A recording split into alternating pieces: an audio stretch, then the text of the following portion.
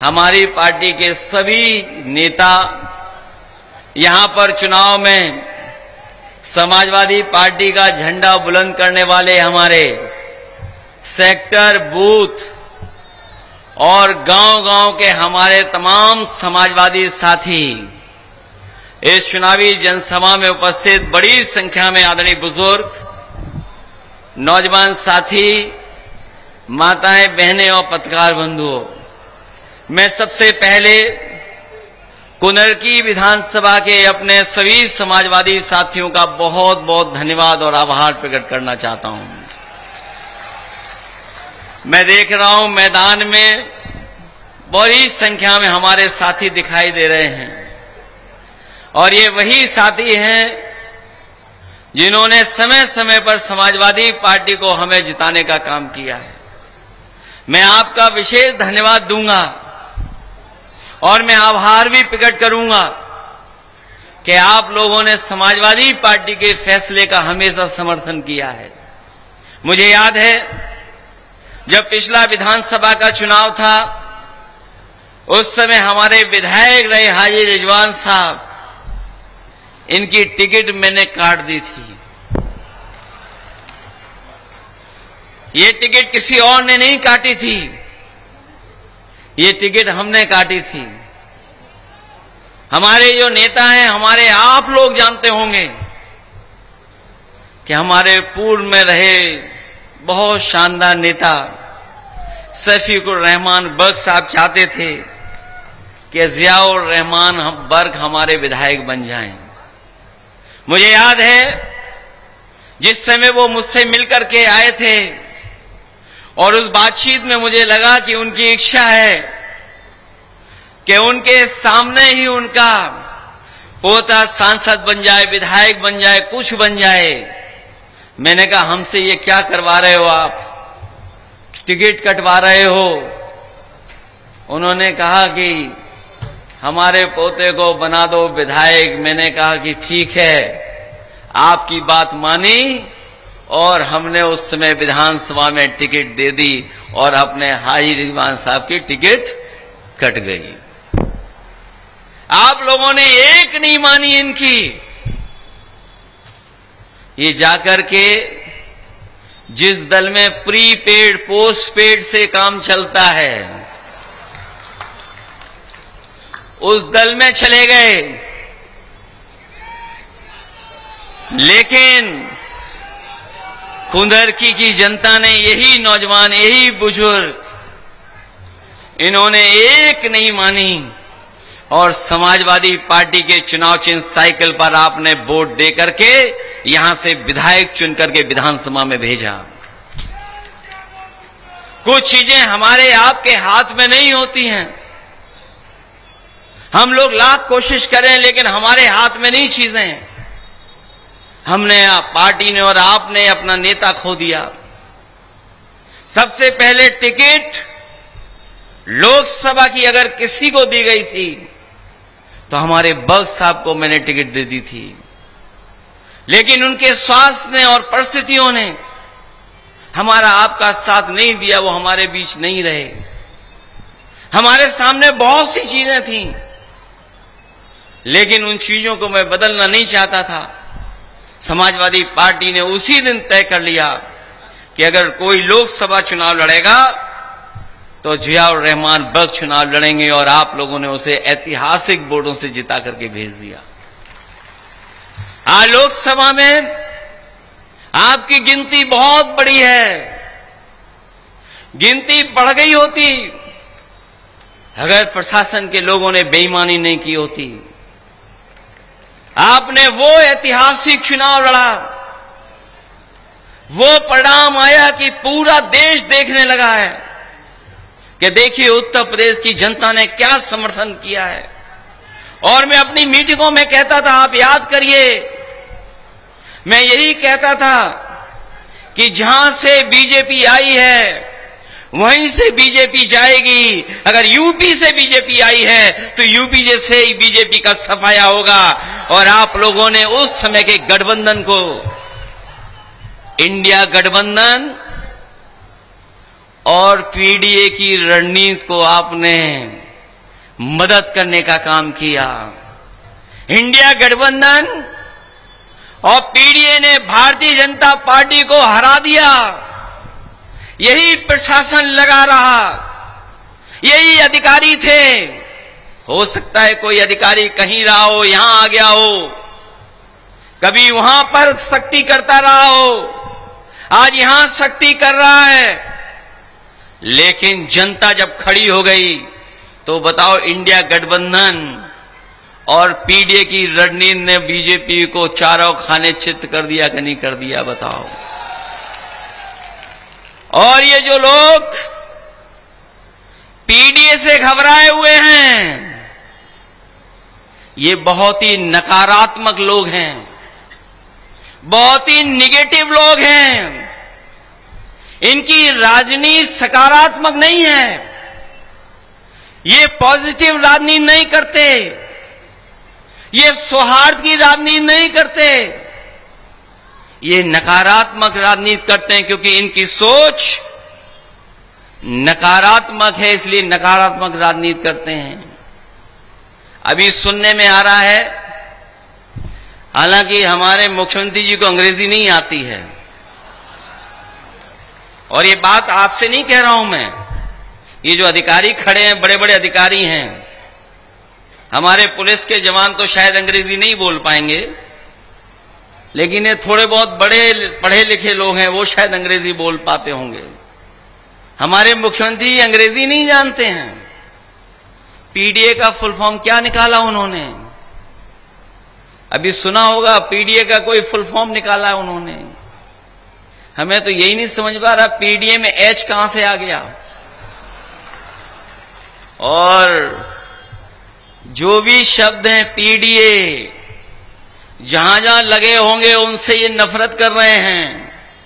ये पीडीए से नफरत नहीं करते हैं, ये पिछड़ों से नफरत करते हैं, ये दलितों से नफरत करते हैं, ये हमारे आदिवासी भाइयों से नफरत करते हैं, ये हमारे अल्पसंख्यक भाइयों से नफरत करते हैं, ये हमारी माताओं बहनों से भी नफरत करते हैं। इसीलिए पीडीए का जो सही मतलब है नहीं जानते हैं। हम उन्हें बताना चाहते हैं, ये पीडीए की ताकत ने उन्हें पेट में दर्द ला दिया है। और एक अभी हमसे अलग में पूछ लेना, अगर एक बार रोकें तो रुक तो नहीं जाओगे, अगर एक बार रोकें तो फिर आना वोट डालने, दूसरी बार रोकें तो फिर आना, तीसरी बार रोकें तो फिर आना, और जब तक आपको प्रमाण जीत का नहीं मिल जाए तब तक आप वोट डालना और रखवाली करना अपने वोट की।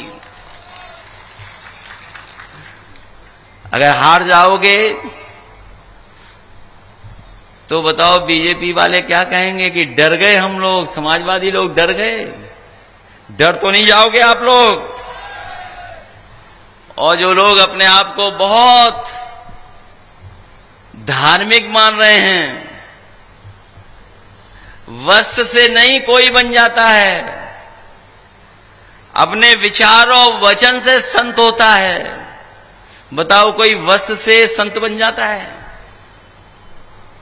अपने विचारों से और वचन से संत होता है, और नहीं तो उसका अपने आप अंत होगा, अंत होगा उसका अपने आप अंत होगा। अभी तक तो वो डरे हुए थे लोकसभा के चुनाव के बाद,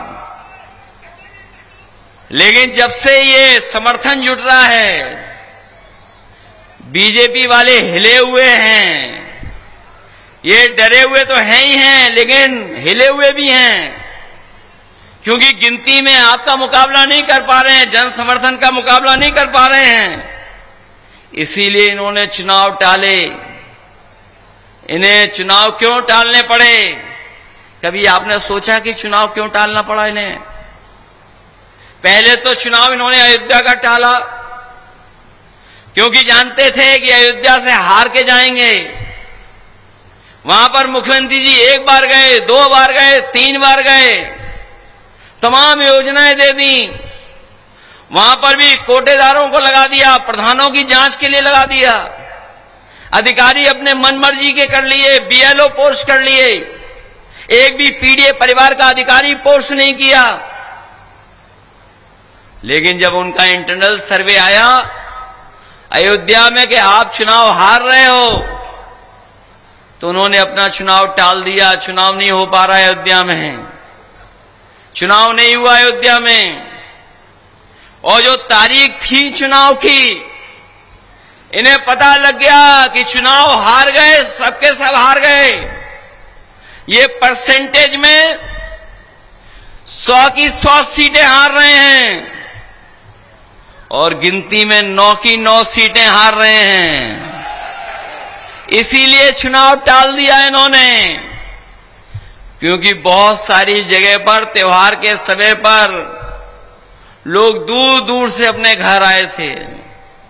यहां प्रधान लड़े होंगे, प्रधान ही लड़ने वाले जानते हैं, अपना एक एक वोट बुला लेते हैं तैयारी कर करके, और जो दूर है उसको खुश कर करके कई बार टिकट के लिए पैसा भी भिजवा देते हैं। वो वोट मंगवा लेते हैं, वोट आ जाता है। इन्हें भनक पड़ गई बीजेपी वालों को कि जो छुट्टी लेकर के आए हैं त्योहारों पर, वो इनके खिलाफ वोट डालने का काम करेंगे। क्योंकि त्योहारों पे जो महंगाई आई है, वैसे तो खुशियां मनाई जाती, मिठाई खाई जाती है, लेकिन इनकी महंगाई की वजह से सब त्योहार फीके पड़ गए, कोई त्योहार अच्छा नहीं मन पाया। इसलिए वो त्योहार पे जो लोग आए थे वो मन बना लिए थे कि इन्हें हराएंगे। इन बीजेपी वालों को भनक पड़ गई एलआईयू के माध्यम से कि जो बाहर से लोग आए हैं ये लोग वोट डाल देंगे इनके खिलाफ। इसलिए इन्होंने बताओ चुनाव की तारीख बदल दी कि नहीं बदल दी, खर्चा बढ़ा दिया कि नहीं बढ़ा दिया। बीजेपी वालों को क्या वो सरकार में है, किसी अधिकारी को हिला देंगे, खर्चा ले लेंगे, किसी अधिकारी को डरा देंगे, खर्चा ले लेंगे। और इसीलिए इन्होंने चुनाव टाल दिया, क्योंकि इन्होंने पता था कि चुनाव हारने जा रहे हैं। ये बात तो समझ में आ रही होगी कि चुनाव क्यों टाला इन्होंने। हम तो ये कह रहे हैं कि जितना चुनाव टालोगे उतना बुरा हारोगे। बताओ हराओगे इन्हें कि नहीं हराओगे आप लोग? ये किसी के नहीं है, पुलिस प्रशासन वाले लोग, ये कल आपके थे, आज इनके हैं। इनको ये भी पता है कि कल जो भविष्य है वो समाजवादियों का है, पीडीए का है, इंडिया गठबंधन का है। इसलिए थोड़ा दिखाएंगे अपना रुतबा। अगर ये रुतबा दिखाएं तो खामोश हो जाना, लेकिन याद रखना वोट ही असली ताकत है। ये वोट ही छीनना चाहते हैं, वोट ना पड़े इसलिए पहले ये वोटर लिस्ट में हेराफेरी करना चाहते थे। पार्टी ने सुझाव दिया, तख्ती लेकर के पहुंच गए, कोई वोट वोटर लिस्ट से नहीं काट पाए ये लोग। बताओ ये वोट क्या काट पाए? और मैं आपसे कहना चाहता हूं, वोटर लिस्ट से अगर वोट कटाओ किसी का, अगर कोई काट दे वोट वोटर लिस्ट से, तो पिछला जो वोट डाला था उस वोटर लिस्ट की कॉपी और इस चुनाव में जो वोट कटा उसकी फोटोकॉपी हमें दे देना आकर के। मैं आपको भरोसा दिलाता हूं उस अधिकारी को जेल भेजने का काम हम लोग करेंगे। मैंने एक बार आरोप लगाया था 2022 के चुनाव में, मैंने 2022 के चुनाव में आरोप लगाया था और मैंने ये कहा था कि चुनाव आयोग ने जानबूझ करके समाजवादी पार्टी का वोट वोटर लिस्ट से हटा दिया। ये बात मैं 2022 की बता रहा हूं आपको। जब ये आरोप लगाया हम लोगों ने, तो चुनाव आयोग ने मुझे नोटिस दिया कि किस आधार पर अब ये आप कह रहे हो। जब मुझे नोटिस मिला तो मैंने 18,000 अपने कार्यकर्ताओं का एफिडेविट के साथ चुनाव आयोग को सूची दे दी। आज तक चुनाव आयोग को समझ में नहीं आ रहा कि क्या कार्रवाई करें। और मैं आपको भरोसा दिलाता हूं, वो जो कागज रिकॉर्ड पर है, सरकार कागज से चलती है। जो रिकॉर्ड पर कागज है वो कागज कभी खत्म नहीं होता है। जब कभी भी मौका मिलेगा उन दोषी अधिकारियों के खिलाफ कार्रवाई करने का काम होगा। और जब ये आपको डराने आए, आपका वोटर आईडी छीनने आए, और राशन कार्ड वाले, राशन वाले तो वही हैं जो लखनऊ दिल्ली से राशन ही नहीं आ रहा है, राशन क्या मिलेगा तुम्हें?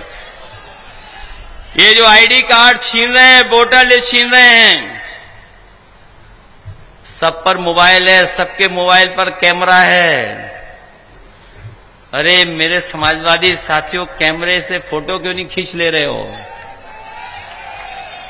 खींचिए फोटो, वीडियो बनाइए और दीजिए हमें, क्योंकि वीडियो जब भी चलेगा और दोषी के खिलाफ कार्रवाई करनी पड़ेगी तो वो हमारे पास सबूत होगा, जिसकी वजह से इनको सजा दिलाने का काम करेंगे। इसलिए डरिए नहीं, घबराइए नहीं। सुना है मुख्यमंत्री जी ये बोल रहे हैं कि हम महिलाओं का सम्मान नहीं करते हैं। ये मुख्यमंत्री जी क्यों बोल रहे हैं और किस आधार पर बोल रहे हैं? मैं तो अपनी माताओं बहनों से कहूंगा, किस आधार पर ये बोल रहे हैं?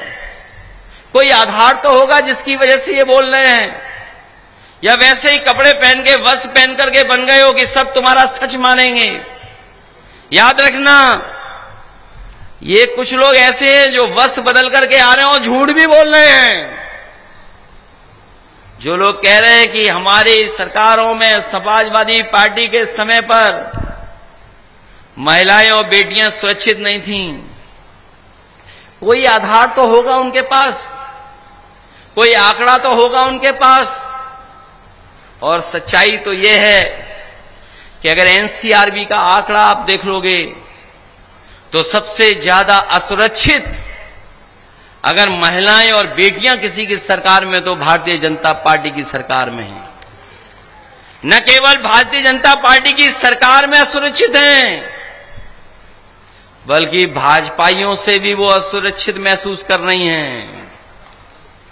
और ये बात, मेरी बात न माने कोई तो कानपुर की घटना, आज ही जेल गया है वो भाजपाई, आज ही जेल गया है। एक बेटी और एक महिला के साथ जो व्यवहार कर रहा था, आज ही जेल गया है। ये मैं देख रहा हूं, कुछ मुस्कुरा दिए नौजवानों ने, शायद उसका वीडियो देख लिया होगा जो व्हाट्सएप पर और सोशल मीडिया पे चल रहा होगा। बताओ वो किसकी सरकार का है, किस पार्टी का व्यक्ति है? बीजेपी का नेता है। आपने वो खबर भी पढ़ी होगी जिसमें बेटी ये कह रही है कोर्ट में कि मुझसे अगर कोई सवाल जवाब वकील करना चाहता है, कोर्ट में कुछ मुझसे सवाल पूछना चाहते हो तो मुझसे ऑनलाइन पूछ लो, हम कोर्ट में नहीं आना चाहते। कोर्ट में जिस तरीके से सवाल पूछे जा रहे हैं मैं जवाब नहीं दे पा रही हूं। बताओ उस बेटी के साथ अन्याय किसने किया था? बीएचयू बनारस प्रधान सांसद जी के क्षेत्र का मामला है, जो प्रधान सांसद हैं उनके क्षेत्र का मामला है। बीएचयू जो सबसे ज्यादा प्रेस्टीजियस यूनिवर्सिटी है, बीएचयू सबसे ज्यादा प्रेस्टीजियस न केवल भारत में बल्कि दुनिया में सबसे प्रेस्टीजियस संस्था है, जिसमें महात्मा गांधी जी से लेकर के देश के महान लोग गए हैं, और जिस संस्थापक ने किस मंशा, किस नियत, किस समाज को सुधारने के लिए बनाई थी। बताओ वहां पर एक बेटी के साथ घटना हो जाए, बलात्कार हो जाए, छेड़खानी हो जाए, और जो तीनों दोषी हैं जो जेल होकर के आए, वो जानते हो किस पार्टी के सदस्य हैं? वो लोग बीजेपी के सदस्य हैं। बीजेपी के सोशल मीडिया के वो इंचार्ज रहे हैं, आईटी सेल के इंचार्ज हैं। वैसे तो योगी जी किसी के साथ फोटो नहीं खिंचवाते हैं, किसी के साथ फोटो नहीं होगी उनकी, एक आध कोई खिंचवा लिया हो तो खिंचवा लिया हो, किसी के साथ फोटो नहीं है। लेकिन बीएचयू के जो बलात्कारी है, जो बेटियों को छेड़ने वाले लोग हैं, उनकी फोटो योगी जी के संग है। बताओ फोटो झूठ बोल रही है क्या? और मैं ऑन रिकॉर्ड कह रहा हूं पत्रकार साथियों कभी भी बेटियां, महिलाएं कभी आत्मदाह करने इतनी लखनऊ में नहीं आई जितनी भारतीय जनता पार्टी की सरकार में न्याय मांगने के लिए मुख्यमंत्री आवास में उन्हें आत्मदाह करना पड़ा, बेटियों को आत्मदाह करना पड़ा। और तब आत्मदाह करना पड़ा जब रहे होंगे मुख्यमंत्री जी रहे होंगे, और मुख्यमंत्री जी न रहे होंगे तो उनके जो सलाहकार लोग हैं वो रहे होंगे, वो तो रहे होंगे मुख्यमंत्री आवास में। आप ऑनलाइन रिकॉर्ड चेक कर लीजिए। और मैं पत्रकार साथियों से कहूंगा कि आप लोग भी जानकारी कर करके छापो, चलाओ टीवी पर, और नहीं चला पा रहे हो तो कम से कम अपना जो प्राइवेट हैंडल होता उसी से जारी कर दो न्यूज। बताओ, इतनी बेटियों के साथ, महिलाओं के साथ आत्मदाह करना पड़ा हो, किसी को कभी नहीं करना पड़ा होगा। और जो एनसीआरबी के आंकड़े बताते हैं वो यही बताते हैं कि उत्तर प्रदेश में सबसे ज्यादा उस असुरक्षित महिलाएं और बेटियां कहीं हैं तो वो भारतीय जनता पार्टी की सरकार में हैं। इसलिए आप सबसे मैं अपील करने आया हूं कि ये चुनाव उत्तर प्रदेश की जनता देख रही है, उत्तर प्रदेश की जनता की निगाह लगी हुई है। ये उपचुनाव जरूर है, लेकिन आने वाले समय में सरकार किसकी बनेगी उसका भी चुनाव है। ये ताकत इसलिए लगा रहे हैं कि इनकी कुर्सी न जाए। ये जानते हैं ये जो कुर्सी गई तो औरों की भी कुर्सी चली जाएगी। केवल लखनऊ में डेपुटेशन पे लोग नहीं हैं, यहां भी डेपुटेशन पे लोग बैठे हुए हैं जो निगरानी कर रहे हैं। इसलिए मैं आपसे कहना चाहता हूं कि बताओ, घबराओगे तो नहीं, डर तो नहीं जाओगे? बताओ, हम डरे कि नहीं डरे? हम तो नहीं डरते कभी। मुझे याद है जेपी नायसी जयप्रकाश जी के नाम पर जो बना है लखनऊ में म्यूजियम, उसमें एक बार पुलिस लगा दी उन्होंने गेट पर, इतनी फोर्स लगा दी कोई नहीं जा सकता था। मैं गया, मैंने देखा कि फोर्स लगी हुई है, क्या रास्ता निकालें? हमें कुछ समझ में नहीं आया क्योंकि सर पे लाल टोपी थी। हमने पूरा का पूरा गेट फांद करके सीधे अंदर जाकर के हम लोग जेपी जी के प्रतिमा पर माल्यार्पण करके आ गए। बताओ, माल्यार्पण करके आए कि नहीं आए? पुलिस खड़ी देखती रह गई। और इस बार जब आई थी तारीख, वो नौ हमारे जो त्योहार होते हैं, उन त्योहारों के समय पर उन्होंने टीन शेड लगा दी, इतनी ऊंची ऊंची टीन शेड। वो घबरा गए कि हम फिर कूद जाएंगे उस गेट को।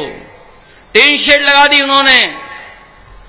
मैं रात को देखने गया, मैंने कहा टीन शेड लगा दी, कोई बात नहीं, मैं सुबह आकर के देखूंगा कि कैसे अंदर चले जाएं। पता लगा इतनी फोर्स लगा दी। और इन्हीं पुलिस फोर्स के बड़े अधिकारी आए हमारे पास, 3 बड़े अधिकारी आए, बोले आप वहां मत जाइए। मैंने कहा नहीं जाऊंगा वहां पर, लेकिन जेपी जी के आप माल्यार्पण जरूर करूंगा। हम लाए प्रतिमा और उनके सामने रख करके माल्यार्पण कर दिया। और मैंने उनसे कहा कि ये गेट पे जो टीन शेड लगाई है आपने, ये जब तक टीन शेड लगी रहेगी मैं नहीं जाऊंगा। जिस दिन टीन शेड हटेगी उसी दिन फिर अंदर जाकर के माल्यार्पण कराऊंगा। और आप पता कर लेना, अभी भी टीन शेड लगा करके रखवाली कर रहे हैं उसकी। कैसे बीजेपी वाले हो, कोई काम ही नहीं आपके पास, इसलिए घबराओ मत। क्या घबरा जाओगे आप लोग? घबराने वालों का कोई कुछ नहीं होता भविष्य। और ये तो बहादुर लोग हैं यहां पर। मैं आपको कहना चाहता हूं कि सरकार ही न्याय दिलाएगी और कोर्ट न्याय दिलाएगा। जो कुछ परेशानियां आ रही हैं, जो रामपुर में भी परेशानी आई है मोहम्मद आजम खान साहब पर, उसकी मदद कोर्ट करेगा या सरकार करेगी? क्योंकि उनको झूठा फंसाने का काम किया है। हम लोग बिल्कुल सरकार के करीब पहुंच रहे हैं क्योंकि पीडीए की ताकत से ये घबराए हुए हैं। जब से पीडीए का नारा दिया है, भारतीय जनता पार्टी के लोगों को समझ में नहीं आ रहा है इसकी काट क्या ढूंढे, इसीलिए इधर उधर वाली बातें कर रहे हैं।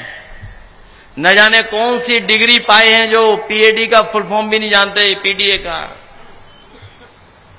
पता नहीं कहां से क्या जोड़ देते हैं, इसका ही कोई हिसाब किताब नहीं है। इसलिए मदद करिए आप लोग, जिताइए आप लोग, और अगर कोई घबरा रहा हो तो हमारे साथ हेलीकॉप्टर में चले, हम उसे ले जा रहे हैं। कोई घबरा तो नहीं रहा यहां पर, मंच वाले तो नहीं घबरा रहे हैं। मुझे लगता है कोई मंच पे घबराने वाला बैठा हुआ है। तो कोई घबराने वाला तो नहीं है। ये कोई इसलिए नहीं घबराएंगे, अगर घबरा गए तो टिकट नहीं मिलेगी इनको। अगर इन्होंने अधिकारियों से सांठगांठ की, मैं कह रहा हूं अभी किसी अधिकारियों से सांठगांठ मत करना, कोई दोस्ती नहीं है। ये कोई एक गड़बड़ तो नहीं कर दोगे? कोई है तो नहीं ऐसा जो मिला हुआ हो अधिकारियों से? ये देखो अधिकारी भी साथ देने लगे, सब मुस्कुरा रहे हैं, सब साथ देंगे आपका। और इनसे अकेले में पूछना, सरकार तो समाजवादियों की अच्छी थी, वो कोई सरकार ऐसी नहीं है। जब प्रमोशन वाली बात आई थी, मुझे याद है, जब प्रमोशन वाली बात आई थी, मुझे याद है प्रमोशन जब होना था, बहुत से लोग चाहते थे कि हमारे जवानों को परीक्षा लिखी जाए, परीक्षा दें तब इनको प्रमोट किया जाए। मैंने कहा कोई परीक्षा नहीं होगी, सीधा प्रमोशन होगा। इनसे पूछ लेना, जो भी प्रमोशन पाए होंगे उस समय कोई परीक्षा, कोई किसी को लेन देन नहीं करना पड़ा था, सीधा सीधा प्रमोशन हो गया था। और कभी हेड कांस्टेबल इनोवा और मोटरसाइकिल पे नहीं चलता था, गाड़ियों पे नहीं चलते थे हेड कांस्टेबल। बताओ हेड कांस्टेबल के लिए और डायल 100 में गाड़ियां किसने दी पुलिस को? समाजवादियों ने दी, समाजवादियों ने। इसलिए सुधार किसी ने किया तो समाजवादियों ने किया है। इसलिए ये आपकी मदद करेंगे, घबराइए नहीं। ये तो केवल अपना रुतबा दिखा रहे हैं कि मुख्यमंत्री जी खुश हो जाएं, बस खुश होने के लिए रुतबा दिखा रहे हैं। अभी मैं देख रहा था एक पुलिस इंस्पेक्टर यूं करके वीडियो बना रहा था। अरे भाई टेक्नोलॉजी हमने बहुत देखी है, अब मुस्कुरा रहे हो वीडियो बनाने वाले। यूं मोबाइल करके किसी को दिखा रहे थे कि देखो सपा जीत रही है। वहां पर कोई वीडियो बना रहा था, वहां पर यूं ऐसे वीडियो दिखा रहे थे कि देखो सपा की भीड़ कितनी है। तो सोचो पुलिस के लोग भी अगर वीडियो दिखाने लगा तो बताओ कौन किसकी जीत हो गई? हो गई जीत कि नहीं हो गई? आपका वोट इतना है कि उसको भी टोपी पहननी पड़ रही है। और अगर योगी जी को पता लग जाए कि टोपी पहन ली तो बताओ उसका क्या होगा? वही होगा लखीमपुर में जो विधायक के झापड़ मारा था किसी ने। वो सब विधायक तैयार हैं इस बार। बताओ विधायक को झापड़ मारा था कि नहीं मारा था? क्या हुआ? विधायक को झापड़ मारा। वो सब विधायक बैठे हुए हैं गिनती कर करके, बस वो इंतजार कर रहे हैं। हमने डिस्काउंट भी दिया था, ऑफर भी दिया था। वो ऑफर हमारा जारी है, अंदर ही अंदर जारी है, ऊपर नहीं बताएंगे। हमारा ऑफर अंदर ही अंदर जारी है। और मैं आपको कह के जा रहा हूं, आज तारीख कितनी हो गई है और वोट कब डालना है आपको? 20 तारीख तक गायब रहो, एकदम छिपे रहो, किसी से मिलना मिलाना नहीं है, किसी से नहीं मिलो। और जो मैं कह के गया हूं, अगर एक बार रोके ये लोग तो दोबारा आना, दोबारा रोकें तो फिर आना, 4 बार भी रोकें तो आपको आना है कि नहीं आना है बताओ। और अगर लाठी चली, वीडियो दिखाई दे गया, अन्याय हुआ तो हम भी बांट के रखेंगे अपने विधायकों को, सांसदों को, राज्यसभा के लोगों को भी, कि जाइए और हमारे कार्यकर्ताओं की मदद करिए जाकर के। वो सब रहेंगे आपके साथ, घबराइए नहीं। लेकिन अब ये चुनाव बताओ किसका बचा है? चुनाव रिजवान साहब का तो है नहीं। अब चुनाव साइकिल का है कि नहीं है बताओ? रिजवान साहब का चुनाव तो नहीं है ना? पुलिस प्रशासन को रिजवान साहब से दिक्कत होगी, हमसे क्या दिक्कत है बताओ? किसी डीएम को हमसे दिक्कत हो तो बताओ, किसी एसपी को हमसे दिक्कत हो तो बताओ, और ये जितने खड़े पुलिस के लोग, अधिकारी लोग, किसी को हमसे दिक्कत हो बताओ? किसी को दिक्कत है हमसे? देखिए मुस्कुराए कह दिया नहीं है दिक्कत। इनसे दिक्कत हो सकती है, ये इसलिए चुनाव समाजवादी पार्टी का है, हमारा चुनाव है। मदद करोगे कि नहीं करोगे? अब तो अधिकारियों ने भी सुन लिया होगा कि हमारा चुनाव है। अभी जो सरकार में लोग हैं उन पे इतने दिन नहीं हैं जितने दिन वो सरकार में रह लिए हैं। बताओ कितने दिन बचे हैं? लास्ट के 6 महीने मत गिनो, क्योंकि वो चुनाव के हैं, प्रचार के 6 महीना हैं। केवल 1.5 साल है। इन 1.5 साल में जानते हैं अधिकारी कि 1.5 साल के बाद दूसरी सरकार आने वाली है, और दूसरी सरकार आएगी तो उसकी खुशामद करने में आज ही से लग जाएंगे। आप देख लेना, आपके विधायकों की खुशामद करेंगे आज से वो लोग। इसलिए जिताइए और मदद करिए। सब लोग मिलकर के वोट डालना चुनाव चिन्ह साइकिल पर। हमारा इंतजार होगा जिस दिन तारीख होगी वोट की, और जिस दिन गिनती की, उस दिन हम लोग केवल कुंदरकी देखेंगे और उत्तर प्रदेश के उपचुनाव देखेंगे कि आखिरकार जनता ने क्या परिणाम दिया है।